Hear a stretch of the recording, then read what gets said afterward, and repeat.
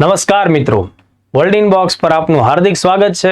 Current affairs lecture number 52માં આજ મહત્વના 5 મુદ્દાઓ આપણે ખાસ ધ્યાને રાખીશું. આજના લેક્ચરની વિશેષતા એ રહેશે કે આજના લેક્ચરમાં 3 ટોપિક સ્પોર્ટ્સની ઇવેન્ટ સાથે સંકળાયેલા ધ્યાને રાખવામાં આવશે. કારણ કે પરીક્ષાઓમાં સ્પોર્ટ્સ ઉપર સવાલો પૂછાય છે.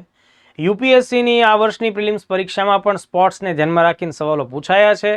આપણી આવનારી જીપીએસસી અને અન્ય ભરતી બોર્ડની પરીક્ષાઓમાં પણ સ્પોર્ટ્સના મુદ્દાઓ આવી શકે. તો સૌથી પહેલો મુદ્દો આજે આપણે ધ્યાને રાખવો છે એ છે વિશ્વ બોક્સિંગ કપ 2025. મિત્રો, મધ્ય એશિયાનો દેશ છે કઝાકિસ્તાન અને તેની રાજધાની છે અસ્તાના. આ કઝાકિસ્તાન આ દેશ આમ તો ઘણી બધી રીતે પ્રખ્યાત છે, કારણ કે કઝાકિસ્તાનમાં સૌથી વધુ વિશ્વમાં યુરેનિયમ આવેલું છે અને જમીનથી ઘેરાયેલો હોય એવો લેન્ડલોક દેશ, ક્ષેત્રફળની દ્રષ્ટિએ પણ સૌથી મોટો દેશ કઝાકિસ્તાન પોતે જ છે. એની રાજધાની અસ્તાનામાં બોક્સિંગની વર્લ્ડ લેવલની ચેમ્પિયનશિપ માટેની ટુર્નામેન્ટ આયોજિત થઈ અને આ ટુર્નામેન્ટમાં ભારતને સારી સફળતા મળી છે. ભારતે આમાં 3 ગોલ્ડ, 5 સિલ્વર અને 3 બ્રોન્ઝ મેડલ મેળવ્યા છે અને ટોટલ 11 મેડલ ભારત પ્રાપ્ત કરવામાં સફળ નીવડ્યું છે. એટલે અહીંયાથી ચોક્કસપણે સવાલ આવી શકે. સૌથી પહેલા તો જ્યારે કોઈ આ પ્રકારની કોઈ મોટી ઇવેન્ટ થવાની હોય અથવા થઈ હોય તો તેનું લોકેશન ખાસ તમારે ધ્યાને રાખવું જોઈએ કે ભાઈ કયા દેશમાં આયોજન થયું, કયા શહેરમાં આયોજન થયું. તો અહીંયા દેશ છે કઝાકિસ્તાન અને રાજધાની અસ્તાના. ટોટલ 31 જેટલા દેશોમાંથી 400 જેટલા બોક્સર્સ પ્લેયર્સે ભાગ લીધો. તો આ બધા લોકોમાંથી ભારતની જે ટીમ ગઈ હતી એમને સફળતા મળી, તો ભારતને કુલ 11 મેડલ મળ્યા. આ વસ્તુ આઈએમપી કહેવાય પરીક્ષાના દૃષ્ટિકોણથી, કારણ કે નંબર ઓફ ટોટલ મેડલ્સ પરીક્ષામાં પૂછી શકે. 11 મેડલ્સ ધ્યાને રાખવું. એમાં જે સૌથી શ્રેષ્ઠ પરફોર્મન્સ કરનારા લોકો હોય એને ગોલ્ડ મેડલ મળતો હોય અને ફાઇનલ જે ઇવેન્ટનો ફાઇનલ દોર હોય એમાં જે હારી જતા હોય, હરીફ બનતા હોય, મતલબ કે જે ફર્સ્ટ રેન્ક નથી લાવતા, સેકન્ડ રેન્ક લાવે છે, થર્ડ રેન્ક લાવે છે, તો એને અનુક્રમે સિલ્વર અને બ્રોન્ઝ મેડલ મળતા હોય. તો તમને શું પૂછી શકાય કે ભાઈ આ વિશ્વ બોક્સિંગ કપ 2025નું અસ્તાના કઝાકિસ્તાનમાં આયોજન થયું, એમાં ભારતને ટોટલ 11 મેડલ્સ મળ્યા. તો એમાંથી ગોલ્ડ કેટલા છે? એની સંખ્યા 3 છે. તો 3 યાદ રાખવું પડે, કારણ કે આ પરીક્ષામાં પૂછી નાખે છે આ રીતના ફેક્ટ્સ. 5 સિલ્વર એટલે કે રજત એવોર્ડ મળ્યા, પદક પ્રાપ્ત કર્યા અને 3 બ્રોન્ઝ મેડલ પ્રાપ્ત કરવામાં ભારત સફળ રહ્યું છે. હવે જુઓ, હવે આપણે સિલ્વર અને બ્રોન્ઝ ઉપર એટલું ખાસ ધ્યાન ન દઈએ, પણ ગોલ્ડ મેડલ જીતનારા જે બોક્સર છે એમના નામ આપણને યાદ રહેવા જોઈએ. તો જો 3 છે, 3 મહિલાઓ છે, બરાબર. સાક્ષી ચૌધરી 54 કિલોગ્રામ વજન ધરાવતા પ્લેયર્સમાં એમને ગોલ્ડ મેડલ પ્રાપ્ત થયો.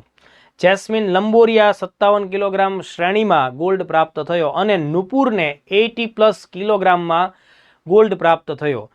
તો હવે કોઈ પણ વિદ્યાર્થી માટે આ નામ બધા યાદ રાખવા થોડા અઘરા તો પડે, પણ જો અહીંયા સાક્ષી છે, જેસ્મિન છે અને નુપુર છે, તો હું ત્રણેયમાંથી એક અક્ષર લઈ લઉં તો એક નામ બન્યું સજની, બરાબર છે. સાક્ષી, જેસ્મિન અને નુપુર. તો સજની શબ્દ તમારે ધ્યાને રાખવાનો છે. સજની કઝાકિસ્તાન અસ્તાનામાં વર્લ્ડ બોક્સિંગ ચેમ્પિયનશિપમાં ભારતને ગોલ્ડ અપાવનારી 3 મહિલાઓ, 3 મહિલા બોક્સર્સના નામ ઉપરથી મેં તમને યાદ રાખવા માટેની એક ટ્રીક આપેલી છે. તો સજની, સ એટલે સાક્ષી, જ એટલે જેસ્મિન લાંબોરિયા અને ની એટલે નુપુર ઉપરથી મેં આ રીતે શબ્દો તારવ્યા છે. હવે જુઓ, તમારે એક ભૂલ નથી કરવાની. એ શું? તો કે આ, બરાબર, આ આખું લિસ્ટ મેં તમને આપ્યું. જો ભાઈ, ભારતને જેટલા 11 મેડલ મળ્યા છે ને, એ મેડલિસ્ટના નામ સરકારે પણ જાહેર કર્યા છે અને કરંટ અફેર્સમાં બધી જ વેબસાઇટ્સ ઉપર પણ એ નામનો ઉલ્લેખ છે. તો કોઈ પણ વિદ્યાર્થી માટે આ નામ ગોખવા અઘરા પડશે, એટલે આપણે આ બધા નામ યાદ નહીં રાખીએ. આ યાદ નથી રાખવાનું ને, એ દર્શાવવા માટે જ મેં તમને લોકોને આ લિસ્ટ આપ્યું છે, બરાબર. તમારે જે નામ યાદ રાખવાના છે એ ગોલ્ડવાળા છે, એ 3ના નામ તમે યાદ રાખશો એટલે ઘણું થઈ જશે. એમ છતાં પીડીએફમાં આપું તો છું તમને, એટલે તમને એમ થાય કે નહીં સર અમારે તો યાદશક્તિ બહુ સત્ય જ છે, કારણ કે નાનપણથી જ પાર્લેજી જ ખાધા છે, જી ફોર જીનિયસ હોય એ અમને ખબર છે, તો તમને યાદ રહી જતું હોય તો એ બાબતે પૂરી છૂટ છે, તો એમાં કોઈ પ્રશ્ન નથી. ત્યારબાદ બીજી ઇવેન્ટ આપણે ધ્યાને રાખીએ. ભારતના પ્રસિદ્ધ વિશ્વવિખ્યાત ભાલા ફેંક રમતવીર એટલે કે નીરજ ચોપરા. નીરજ ચોપરાના નામ ઉપરથી ભારત સરકારે વર્ષ 2025માં હમણાં તાજેતરમાં જુલાઈ મહિનામાં સૌથી પહેલી આંતરરાષ્ટ્રીય સ્તરની ભાલા ફેંક સ્પર્ધાનું ભારત સરકારે આયોજન કર્યું. આ ભાલા ફેંક સ્પર્ધાને ભારત સરકારે ભારત માટે ભાલા ફેંક સ્પર્ધામાં ગોલ્ડ મેડલ જીતનારા એકમાત્ર પ્લેયર છે નીરજ ચોપરા. એના નામ ઉપરથી આ આખી ઇવેન્ટને નીરજ ચોપરા ક્લાસિક 2025 આવું નામ આપ્યું છે. એટલે ખાસ ધ્યાન રાખજો, આ નીરજ ચોપરા ક્લાસિક 2025 એ ભારત સરકારની સરકારી ઇવેન્ટ છે. ભારતની આ સૌથી પહેલી આંતરરાષ્ટ્રીય ભાલા ફેંક સ્પર્ધાનું આયોજન થયું છે, એને આ નામ આપવામાં આવ્યું છે. હવે બીજો પ્રશ્ન અહીંયાથી આપણને નીકળવો જોઈએ કે ભાઈ આ આખી સ્પર્ધાનું આયોજન તમે કયા શહેરમાં કર્યું? બેંગ્લોરમાં. કાંતિરવા શ્રી કાંતિરવા સ્ટેડિયમ બેંગ્લોર ખાતે આનું આયોજન થયું. એટલે હોશિયાર વિદ્યાર્થી આ વાતને આઈએમપી સમજશે, સમજદાર અને ચતુર વિદ્યાર્થી આ નામને આ શહેરને ભૂલશે નહીં. ઇવન હું તમને એમ કહું છું કે તમે સ્ટેડિયમનું નામ પણ યાદ રાખી જ લેજો, શ્રી કાંતિરવા સ્ટેડિયમ. આવા પ્રશ્નો પણ આવી શકે, આપી દે છે કે ભાઈ નીરજ ચોપરા ક્લાસિક 2025 છે એ કયા સ્ટેડિયમમાં આયોજિત થયેલી ઇવેન્ટ હતી? તો શહેર અને સ્ટેડિયમ આપણને ખ્યાલ આવવો જોઈએ. ભારતનું ભલે આ પહેલું જ આયોજન હતું દોસ્તો, ભાલા ફેંક સ્પર્ધામાં પહેલું જ આંતરરાષ્ટ્રીય આયોજન હોવા છતાં તેનું મેનેજમેન્ટ ખૂબ સારું હોવાને લીધે વર્લ્ડ એથ્લેટિક્સ સમૂહ છે એના દ્વારા આ ઇવેન્ટને એ શ્રેણીનો દરજ્જો આપવામાં આવ્યો હતો. અને આ પહેલી જ ઇવેન્ટ હતી જેમાં વિજેતા કોણ બને છે? તો કે ભાઈ જેના નામથી તમે આ આખી ઇવેન્ટ ચલાવી છે એ પોતે, એટલે કે નીરજ ચોપરા ગોલ્ડ મેડલ જીતવામાં સફળ રહ્યા છે. આ ભૂલવાનું નથી. અને 86.18 મીટર દૂર સુધી તેણે ભાલો ફેંકેલો હતો. એમાં સાથે એને પહેલો નંબર મળ્યો, ગોલ્ડ મેડલ મળ્યો. તો આ વસ્તુ આપણા માટે મહત્વની છે. બીજા નંબર ઉપર જુલિયસ યેગો, જે કેન્યા દેશના પ્રસિદ્ધ ભાલા ફેંક છે. ત્રીજા નંબર ઉપર એટલે કે બ્રોન્ઝ મેડલ રૂમેશ પથિરાગે જે શ્રીલંકાથી બિલોંગ કરે છે. તો આ પ્રથમ ત્રણ ભાલા ફેંક સ્પર્ધક તરીકે જોવા મળ્યા. એમાં પહેલું નામ નીરજ ચોપરાનું આપણે ભૂલવાનું નહીં. અને ભાલો ફેંક્યો છે એ મીટર યાદ રાખજો, 86.18 મીટર. આ વાત આપણે ધ્યાને રાખીએ. ત્રીજા પોઈન્ટ ઉપર જઈએ પહેલા થોડું આપણે નીરજ ચોપરા વિશે વાત કરી લઈએ, કારણ કે કોઈ સામાન્ય માણસ તો નહીં હોય. સામાન્ય માણસ હોય તો એના નામની કોઈ સ્પેશિયલ ઇવેન્ટ કે સરકાર પોતે થોડી ઊભી કરે. તો નીરજ ચોપરા મિત્રો 28 વર્ષની ઉંમર ધરાવતા હરિયાણાના ભાલા ફેંક રમતવીર છે. એનું જે ઓન રાજ્ય છે, બરાબર, એ રાજ્ય કયું છે? હરિયાણા. હરિયાણાના પાણીપત જિલ્લાનું એક ગામ છે, એમાં એમનો જન્મ થયો. અને એમણે બહુ સરસ મજાની ટ્રેનિંગ લીધી અને ભાલા ફેંક સ્પર્ધામાં ઘણા વર્ષોથી એમણે કામ કર્યું. મતલબ કે લગભગ 1.5 દાયકાથી ભાલા ફેંકની ઇવેન્ટ સાથે આ યુવાન જોડાયેલા છે. અને એમની સફળતા કંઈક એવી રીતે આપણને જોવા મળે છે કે ભાઈ ઓલિમ્પિક ગેમમાં એમણે અત્યાર સુધીમાં, જો આ યાદ રાખજો, વિધાનવાળો ક્વેશ્ચન નીરજ ચોપરાના અનુસંધાને આવી શકે છે, એટલે સ્ટેટમેન્ટવાળા પ્રશ્ન માટે ધ્યાન રાખવું. 2020માં ટોક્યોમાં જે ઓલિમ્પિક રમત આયોજિત થઈ, જો કે 2020માં એનું આયોજન શરૂ થયું, પણ કોવિડ આવતા એનું સમાપન વચ્ચે બંધ રાખીને 21માં થયું. એટલા માટે મેં અહીંયા 2020-21 એવું લખેલું છે. તો પણ એને કહેવાનું 2020નું જ આયોજન.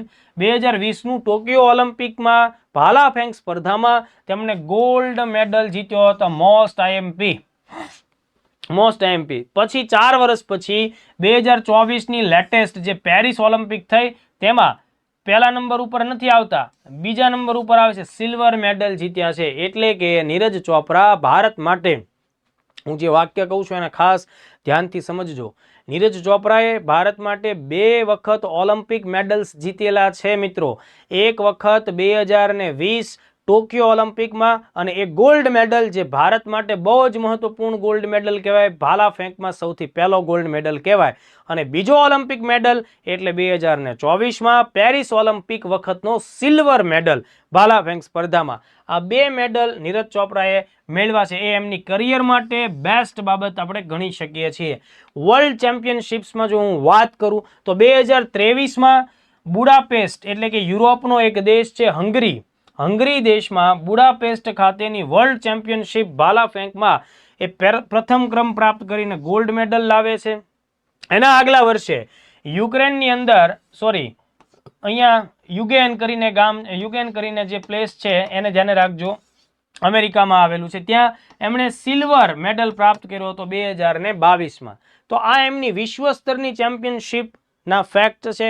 સાથે જુઓ મિત્રો, 2025માં કતારમાં દોહા ડાયમંડ લીગનું આયોજન થયેલું હતું. તો દોહા ડાયમંડ લીગમાં પણ નીરજ ચોપરાએ ભાગ લીધો. અને ખાસ શબ્દો ધ્યાન રાખો, નીરજ ચોપરાએ પ્રથમ વખત પોતાની લાઈફમાં, બરાબર, પ્રથમ વખત પોતાની લાઈફમાં 90 મીટરથી પણ દૂર સુધી પ્રહાર કરવામાં સફળતા પ્રાપ્ત કરી. કઈ જગ્યાએ? દોહા ડાયમંડ લીગમાં. આ વસ્તુ ધ્યાને રાખજો, 90.23 મીટર. પણ તમને એમ થાય કે તો સર પહેલો નંબર આવી જશે, આ ભાઈનો પહેલો નંબર આવ્યો હશે. નહીં, એને ગોલ્ડ મેડલ દોહામાં નથી મળતો, દોહામાં એમને સિલ્વર જ મળે છે, બરાબર. કારણ કે એમનાથી પણ વધારે દૂર સુધી 91.06 મીટર સુધી જર્મની દેશનો જુલિયન વેબર, બરાબર, જુલિયન વેબર હતો, વેફર ખાતો હતો, બરાબર, વેફર ખાતા એટલી તાકાત આવી ગઈ કે એને 91.06 મીટર સુધી ભાલો ફેંક્યો. તો જુલિયન વેબર છે ને એ પહેલા નંબર ઉપર આવ્યો, ગોલ્ડ ઉપર આવ્યો. એટલે આ બાબત આપણે ધ્યાને રાખવાની. મતલબ કે અહીંયાથી વિધાનો વાળા ક્વેશ્ચન આપે કે દોહા ડાયમંડ લીગમાં નીરજ ચોપરાએ પ્રથમ વખત પોતાની કારકિર્દીમાં 90 મીટરથી પણ વધારે દૂર થ્રો કર્યો. વિધાન સાચું. પણ બીજું વિધાન આપે કે આ બદલ એમને ગોલ્ડ મળ્યો. ગોલ્ડ નથી મળ્યો ભાઈ, સિલ્વર મળ્યો છે.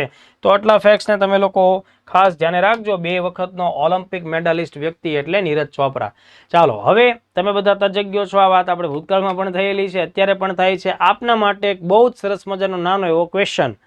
એલન મસ્ક કે શરૂ કરેલી પોલિટિકલ પાર્ટીનું નામ જણાવો. કોમેન્ટ્સમાં અચૂકપણે લખજો, કારણ કે એલન મસ્કને અને ઓલા ગાંડા ડોનાલ્ડ ટ્રમ્પને હમણાં માથાકૂટ થઈ ગઈ છે. બંને પહેલા ખૂબ ખાસ ભાઈબંધ હતા, વાંધો પડ્યો છે, બંને અલગ થઈ રહ્યા છે. અને હમણે કીધું કે ભાઈ હું તો એક અલગ પાર્ટી બનાવીશ અને અમેરિકાના લોકો માટે કંઈક નવું કરીશ. એટલે ડોનાલ્ડ ટ્રમ્પની સામે એલન મસ્કે નવી પોલિટિકલ પાર્ટી શરૂ કરી છે. તમારે મને એ પાર્ટીનું નામ જણાવવાનું છે. ચાલો, આગળનો મુદ્દો આપણે ભણીએ. ક્રિકેટ સાથે સંકળાયેલો છે, ઇન્ટરનેશનલ ક્રિકેટ કાઉન્સિલનો મુદ્દો છે. અને આપણે બધા જાણીએ છીએ કે ભારતનું પ્રભુત્વ ઇન્ટરનેશનલ ક્રિકેટમાં ખૂબ વધી રહ્યું છે. વર્તમાન સમયમાં ઇન્ટરનેશનલ ક્રિકેટ કાઉન્સિલ કે જે સમગ્ર દુનિયામાં ક્રિકેટના નીતિ નિયમો સ્ટાન્ડર્ડ્સ નક્કી કરે છે, બરાબર, આ સૌથી મહત્વની સંસ્થા છે, જેના અત્યારના ચેરમેન એટલે કે વડા એ ભારતીય વ્યક્તિ છે, શ્રી જય શાહ, બરાબર, જયભાઈ અત્યારના ધોરણે આઈસીસીના વડા તરીકે, ચેરમેન તરીકે કામ કરે છે. તો અહીંયા હવે આજ હું જે મુદ્દો લઈને આવ્યો છું એ શું છે, તો કે તાજેતરમાં આ જે આઈસીસી છે એના ચીફ એક્ઝિક્યુટિવ ઓફિસર એટલે એના મુખ્ય કાર્યકારી અધિકારી તરીકે પણ એક ભારતીય અગત્યના અનુભવી વ્યક્તિની અપોઇન્ટમેન્ટ કરવામાં આવી છે. એટલે આ સવાલ પણ આપણા માટે અગત્યનો થઈ જશે મિત્રો. અને એ ચીફ એક્ઝિક્યુટિવ ઓફિસર અગત્યનો વ્યક્તિ છે, એ છે સંજોગ ગુપ્તા.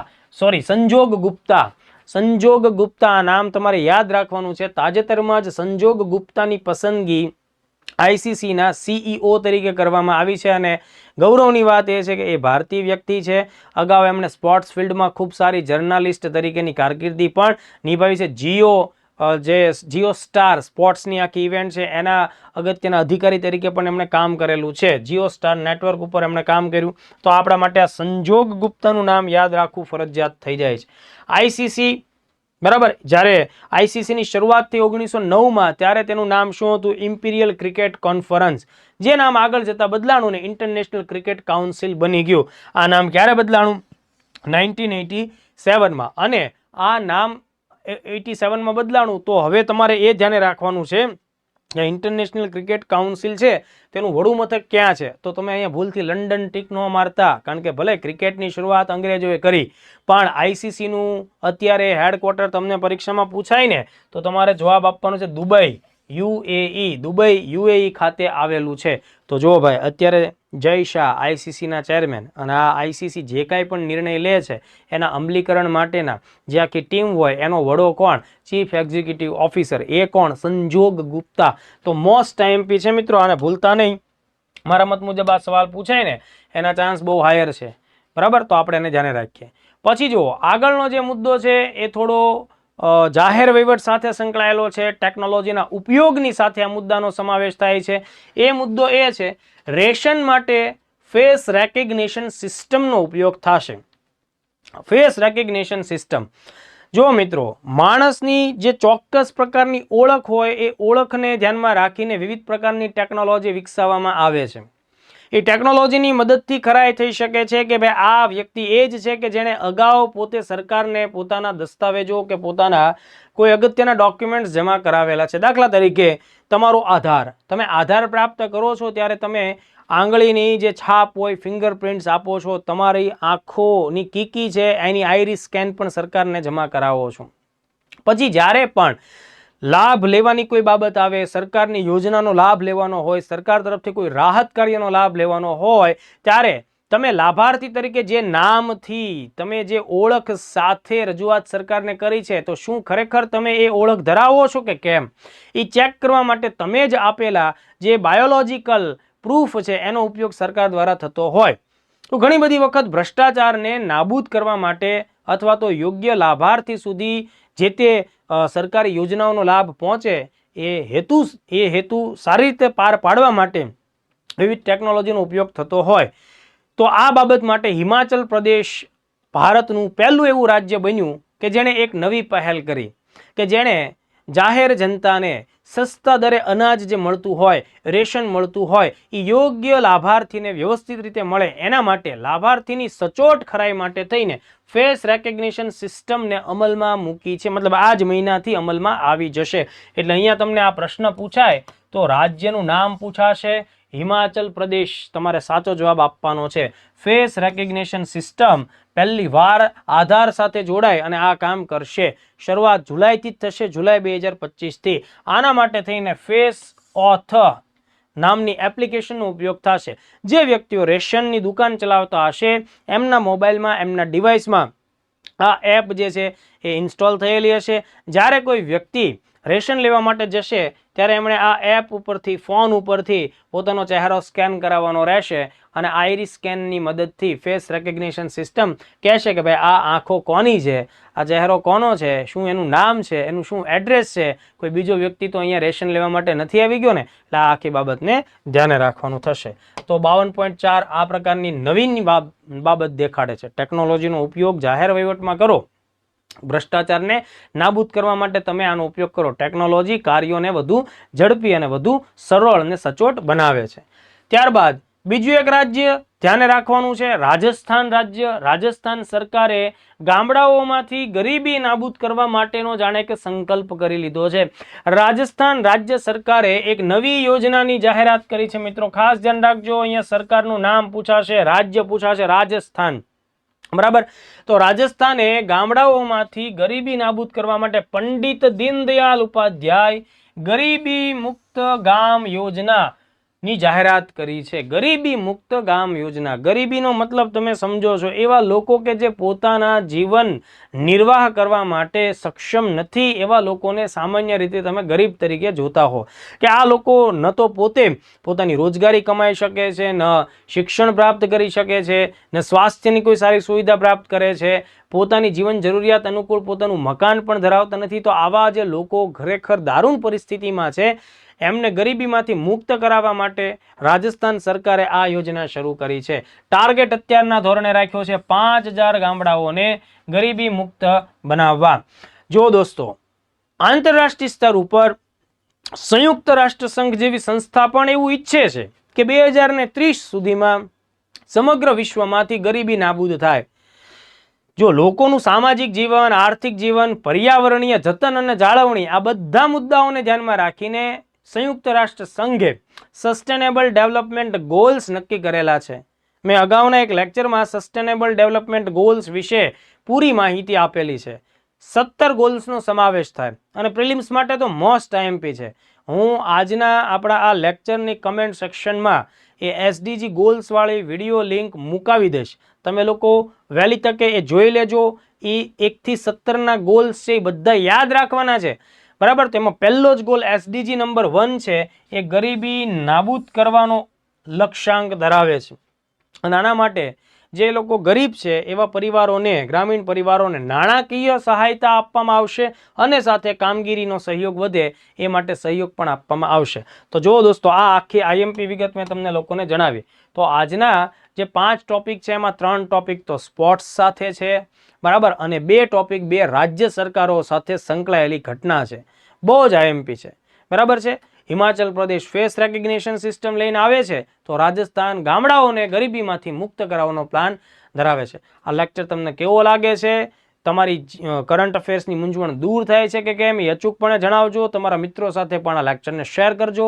આવતીકાલે 53 નંબરના લેક્ચરમાં વધુ IMP મુદ્દાઓ સાથે પાછા મળીએ. જય ભારત, જય હિન્દ.